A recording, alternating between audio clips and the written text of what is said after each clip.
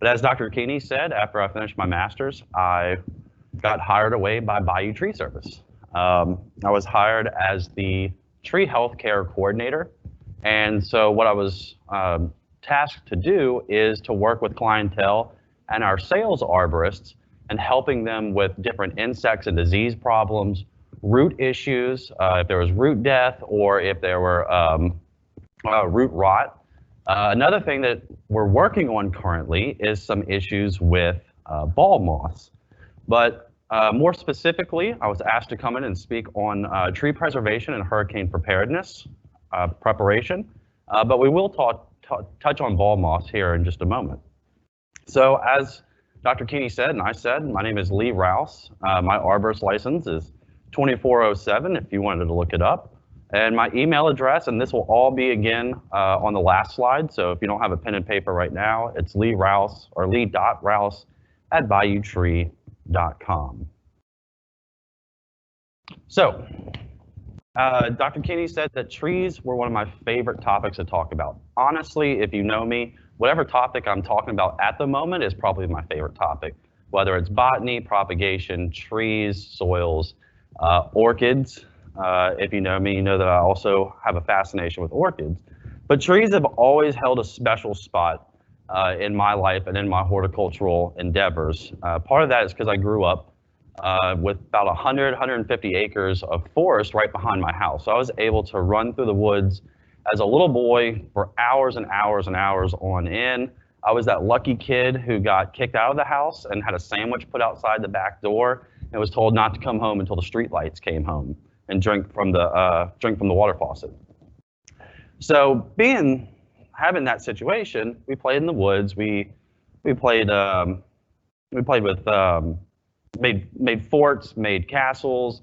As we got older, we got into dirt bikes, and anyway, spent a lot of time out there. And that's what led me into horticulture specifically, was the time that I'd spent out in the forest. So that being said about trees, just want to touch on some of the ecosystem services. And you may hear that term over the past maybe about 2 years. It's kind of become a familiar term that people use to describe either different landscapes or plant materials, is what services do they provide to mankind. Trees specifically is storm water reduction. So a mature live oak can hold hundreds of gallons of water on its leaves without ever touching the ground. So if that tree were not in place, there could be upwards of 100 to 200 extra gallons of water that would then have to go through our storm drains or get percolated into the soil. Water and air quality improvements. Of course, as those trees transpire, they're going to put off pure water, and it's going to, some of those pollutants are going to be caught into the tissues of the tree. Energy conservation. I mean, how wonderful is it to have a big, beautiful live oak right next to your house, especially on the side that's going to be shading your house in the afternoon, and you get a lot of afternoon shade. Carbon sequestration is another big one that we've been talking about over the last 10 years or so, is these long-term trees such as live oaks, again, something that's going to live for 300 to 400 years.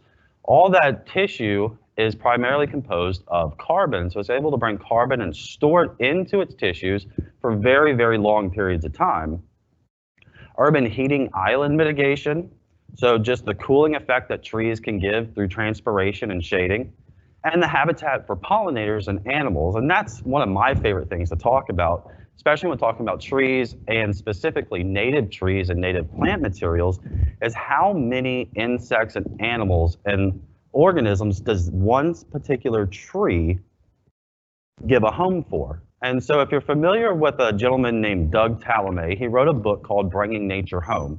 And just kind of in a nutshell, he talked about the plant material and all the different fungi and insects and bacteria that live on that, and then things that eat those specifically. And just a couple of pieces of data here. The Quercus genus, which is the oak tree family, can have upwards of 465 insects or animals that rely on that genus specifically. Ulmus, the elm family, that can have upwards of 360 organisms that depend on that genus specifically. So trees can play a huge integral role in our habitats for animals and other pollinators. So now that I'm an arborist, I do want to kind of discuss about hiring an arborist. As I was a county agent, this is the same information that I gave out if you were to call me at my office and discuss tree issues and hire an arborist. So a couple reasons why you would want to hire an arborist is because we're here to help you protect your long-term investments. And we hope those long-term investments are your trees. But of course, it's also your house and possibly cars and anything else that could be a target underneath the tree. So we're not just protecting your trees.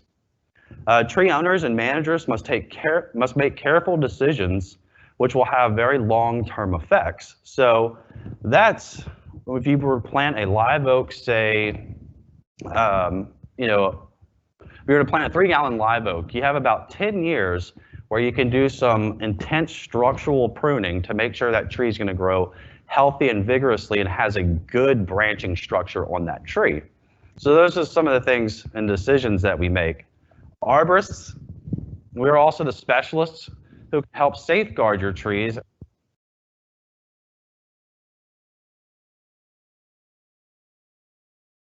Vintage cars, new cars, anything in that matter. We want to make sure that those trees are taken care of in a manner that's going to preserve the life of the tree, but also preserve your other investments.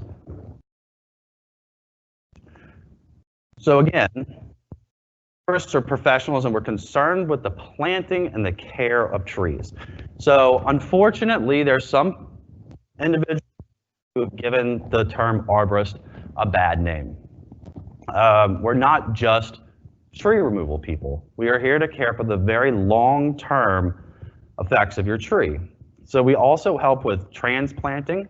Whenever I came on board, they told me a really neat story about how we transplanted a 100-year-old live oak down south of New Orleans. It was about a 1 to 2 year project that it took to actually dig up, transport, and then replant this tree. But we can certainly transplant other trees that are much smaller. Pruning is probably the #1 thing that you would hire an arborist for. Fertilization, then pest management, and of course, the necessary evils sometimes, removals. So when is the best time for an arborist, or when is it that you think this may be outside of your wheelhouse and you should call in a professional? And you have to ask yourself, do you own shade trees and care about their place in the future? If you don't, you may not need an arborist. But if you do, and you want to preserve that tree, hiring an arborist is going to be your go-to. And are the trees healthy and vigorous? But you're the kind of person who believes in preventing problems before they actually start. So you may have some large trees and they have no issues today. This is still a good time to hire an arborist, or at least have one come out and consult and just make sure that they don't see anything that maybe you're missing. And then some other reasons you'd want to hire an arborist is you have trees that have dying limbs. The soil around the tree is compacted, maybe causing some tip death. The trees have been damaged by a storm. Trees crack in the trunks or cankers growing from the bark. If you see any of these issues, definitely call somebody out. Tree branches are getting close to structures that possibly need to be pruned out. The tree branches interfere with the roads or sidewalks that are near your house or business. So other reasons and other times that you may need to hire an arborist is your branches are rubbing. The roots need to be cut to accommodate for construction, plumbing, or cable installation. You're building a home on a lot with plenty of trees that you're trying to preserve before building and make sure they're still standing after you're building. Trees need to be appraised, braced, fertilized. People will have trees appraised to get a value of that tree if they know that a certain company is going to have to come in and start cutting or doing construction on that. That way, the proper documentation in case there's any litigation in the future. lights in trees. That would be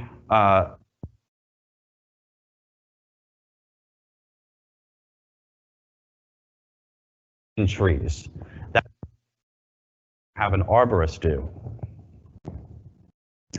So now that we've talked about when and how, or excuse me, when and who to call, if you're hiring an arborist, I do want to mention, I didn't put a slide on here, I meant to, was to go to Louisiana Department of Ag and Forestry's website, that's ldaf.org, and go through there and you can get a list of all the licensed arborists in the state of Louisiana. Now, as much as I would love for you all to call me if you have any tree needs specifically, I do recommend call at least 2 to 3 arborists and get 3 opinions on what needs to be done with your tree. I have no problem with that, and neither should anybody else. Let's talk about tree preservation.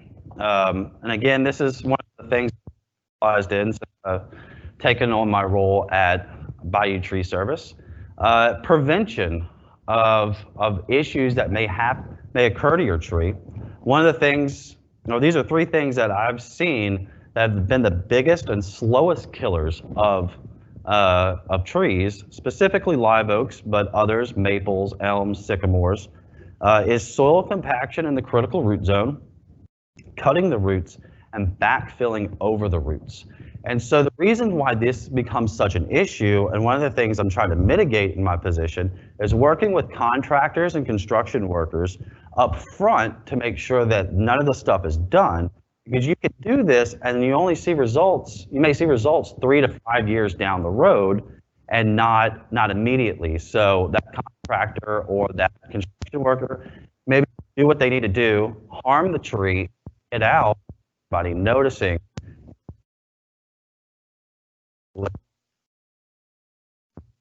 So in the prevention and preservation of the they can extend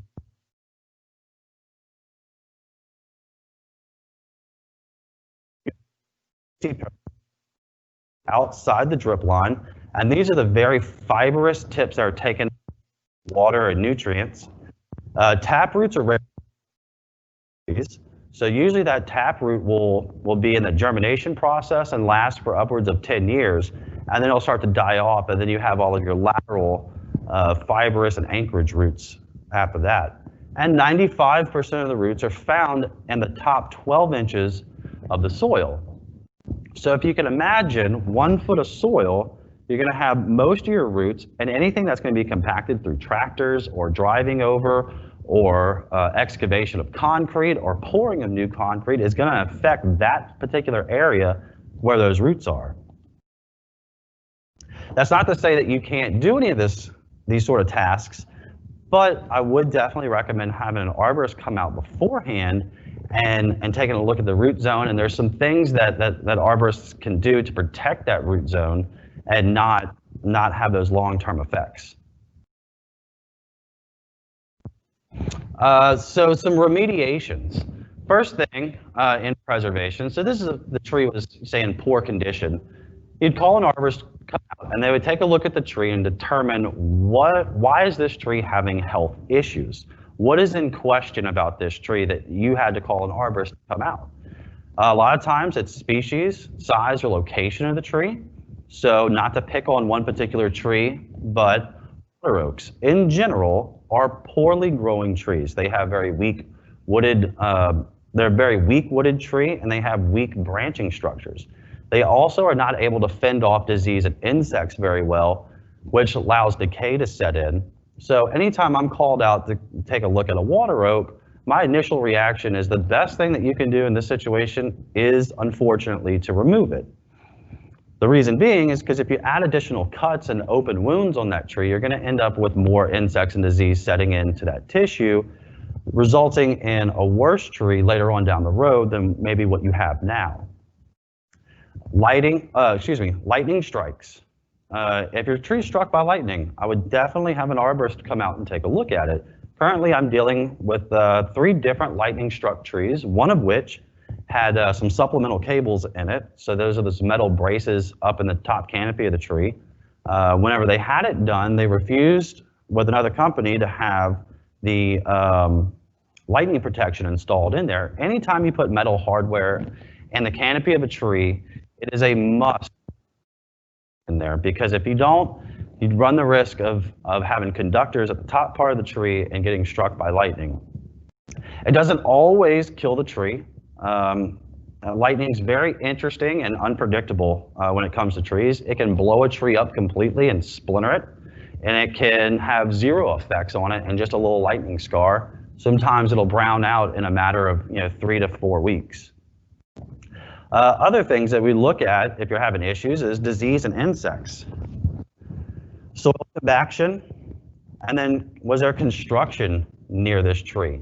If you're calling it not doing poorly, first thing that I'd typically do is look at the age of the house versus the age of the tree. The age of the tree versus maybe the age of the driveway. Or was there a pool installed recently? Look for depressions in the lawn where maybe somebody trenched to lay pipes or wiring.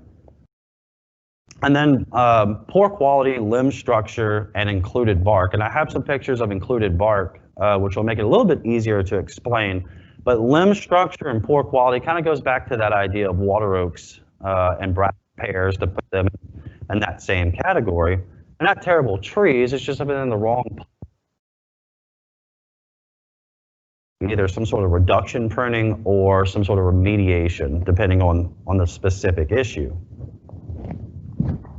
So some common problems that we see. So the top left picture is a picture of a tree that has some girdling roots. So if you've taken any classes or read any literature on planting trees or shrubs, they always talk about pulling the root system apart and starting to get those roots growing outward away from the trunk. That way they don't start to spiral continuously and then choke out the tree. And as you can see, you got a lot of these roots that are growing on top of one another. They're kind of they're curving back in. Sometimes it's called jade roots, J as in the letter. And over time, as that trunk expands in girth and as those roots expand in girth, they'll start to cut off some of that vascular tissue, resulting in some damage, possibly death of that tree, either the death of the whole tree or in particular areas. And the best way I like to describe that is putting a rubber band on your finger. Is kind of the same concept. It can last for a certain amount of time, but eventually if you leave a rubber band on your finger for an extended period of time, it's going to fall off. Urban trees, you see here at the top right, this is a tree that's planted in a sidewalk. And if you look down at those concentric circles, those are meant to be cut every couple of years so that tree trunk can expand in girth over time. Again, having very similar effects as to the roots themselves. It'll start to girdle and cut off that vascular tissue of that tree trunk. Then at the bottom right is a lightning struck tree, and you can see that white scar at the top of it. That's an old lightning strike. That's the damage that occurred. And then now it was unable to fend off any fungi that set in, and you can see the fruiting bodies of that fungi. So that tree is currently dying when this picture was taken. There was still some green on it at the time, but that's a very, very bad sign to have been struck by lightning and have fungi fruiting bodies on it. And you got other obstructions and targets. So down at the bottom right, of course, they mitigated this issue by just building a hole in the fence and framing it and letting that limb grow through, but that's not always the case.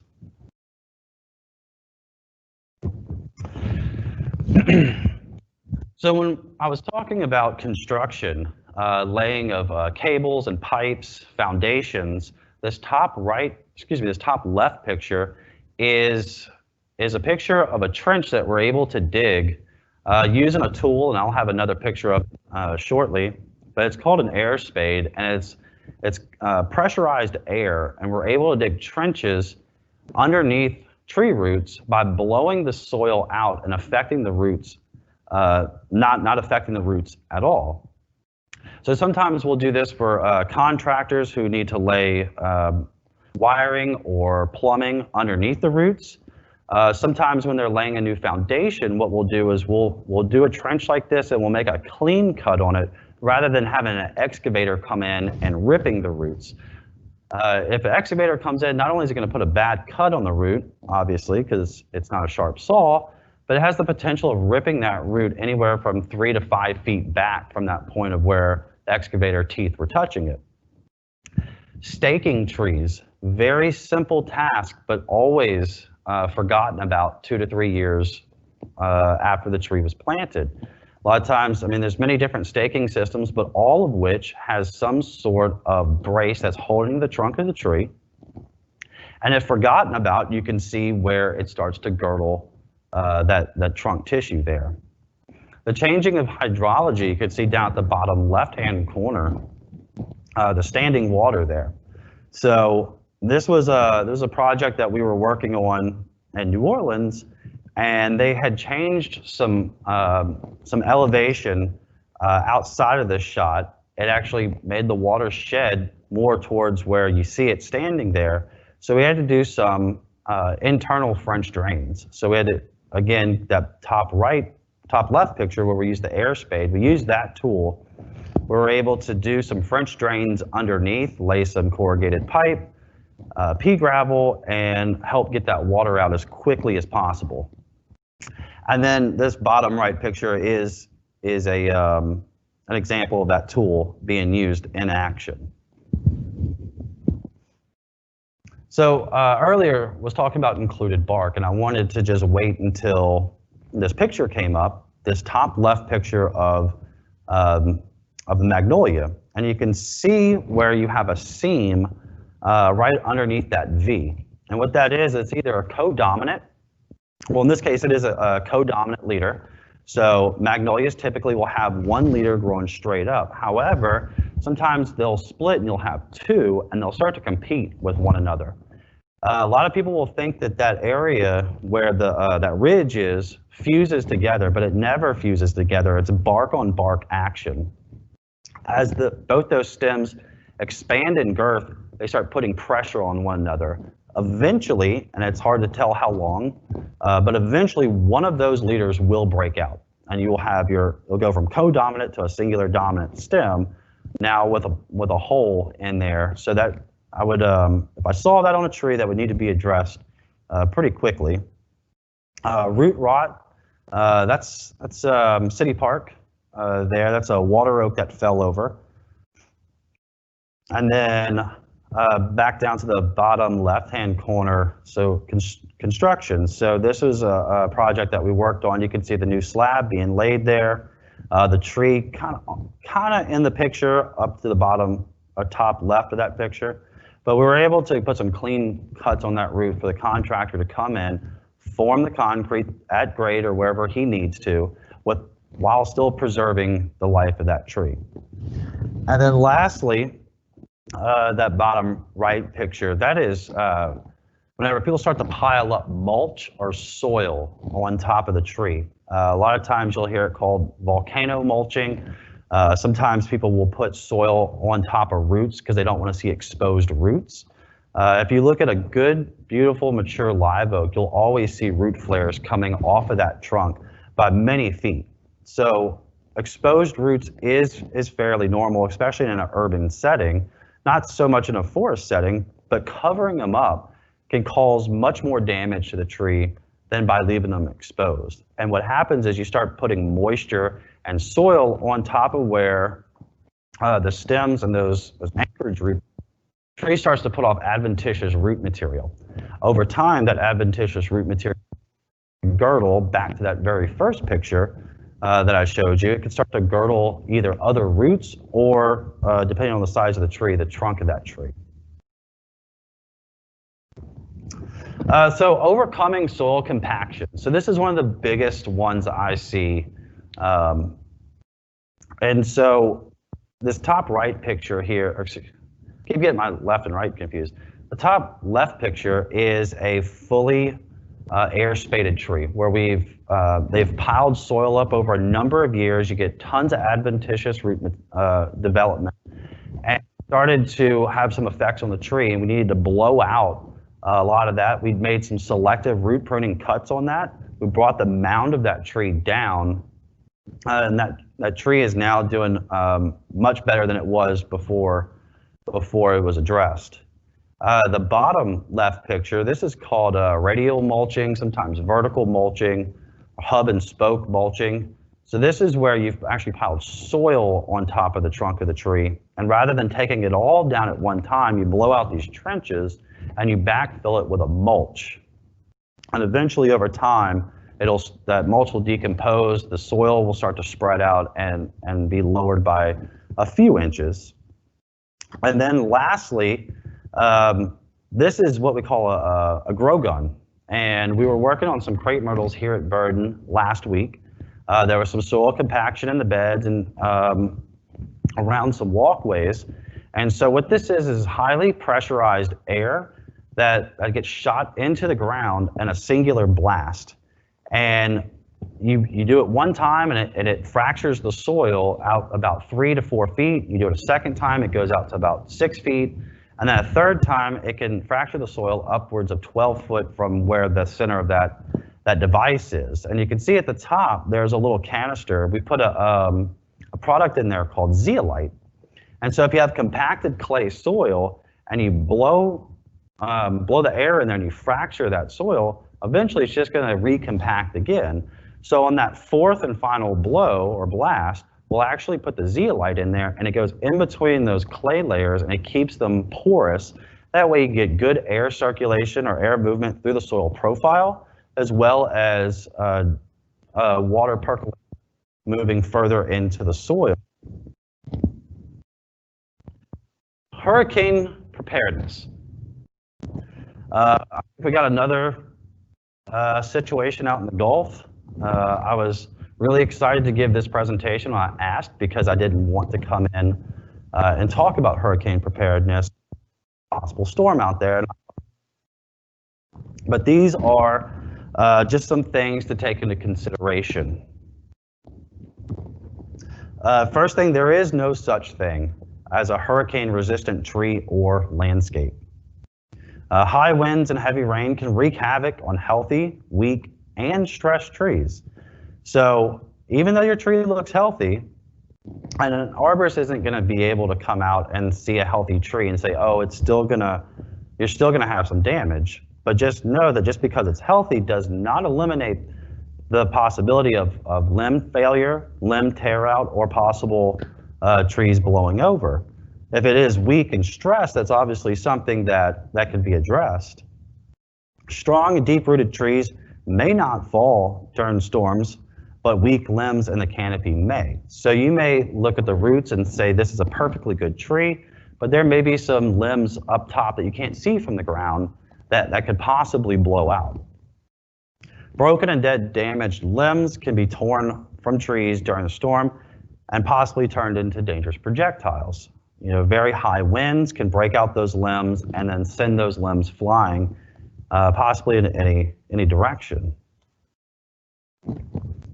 So, in preparedness, if we're having a hurricane, before that hurricane comes, and I'm not saying necessarily today, but in the fall, winter months, whenever we're outside of hurricane season, that's going to be one of the best times to call an arborist to take care of any tree needs that you have if you're worried about hurricanes that following spring and summer, or summer and fall, excuse me. So these are some good reasons to call an arborist before hurricane season. Again, dead and dying trees, trees with codominant trunks. So as I mentioned, you have those two trunks that are growing together and they're pushing on one another. Well, wind is only going to help that pressure rip one of those trunks out. And then new plantings or young trees is another good reason. So typically those trees are not going to be well rooted into that native soil and have a tendency to blow over. However, you know, a younger tree is probably not going to cause as much damage as possibly a dying tree, but that is something that you want to address before hurricane season. So if we were to come out, or you had an arborist come out, one of the things that they would do is they would do dead wood pruning, typically 2 inches or greater, And so the reason why it's 2 inches is because that is something that can cause damage to targets. It can break shingles, it can break windows, it can dent cars if it were to fall on that.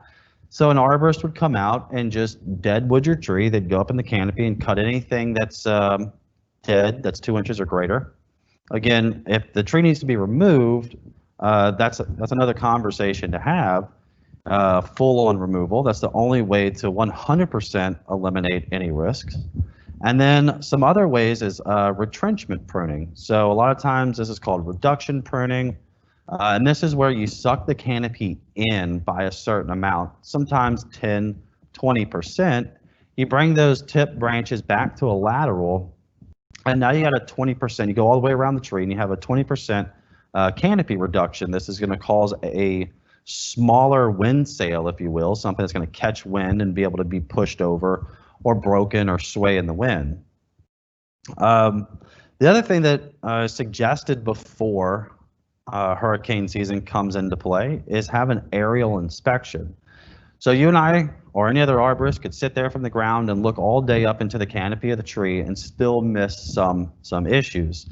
One of the best ways to have it fully inspected is have a ground inspection and then an aerial inspection. This is where you either bring a bucket truck in or a climber, and that climber would go up into the canopy of the tree and go all the way through the canopy, just inspecting for insects, disease, cracks, or any large deadwood or cavities in that tree. And then the best thing to do is always to have just routine maintenance and pruning. And typically about a 2-year program would suffice to go through a tree and deadwood it and have that arborist who's doing it inspect it every 2 years. After a hurricane, these are just some things to consider. When you should call an arborist after a hurricane is if you need a chainsaw or a ladder to prune something. One of the biggest issues they have in hospitals after a hurricane is people injuring themselves either on ladders by trying to pull branches off the roof or hurting themselves with a chainsaw. Dying or loose branches on that tree, if there's a power line down near that tree. If you're unsure of the structural stability of the tree, and you don't know if the tree can be saved.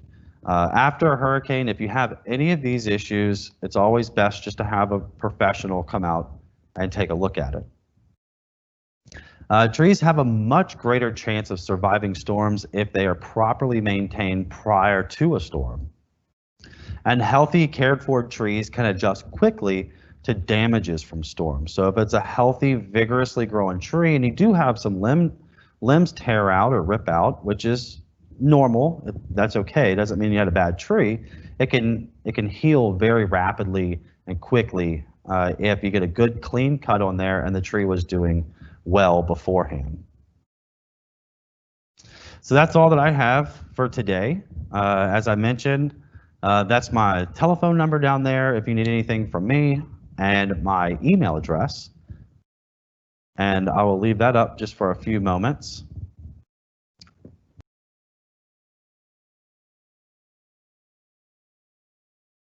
And I'm willing to take any questions for as many questions as y'all have. I got the rest of the day. There are some trees that can start to fuse together their tissues. Crepe myrtles are one of them.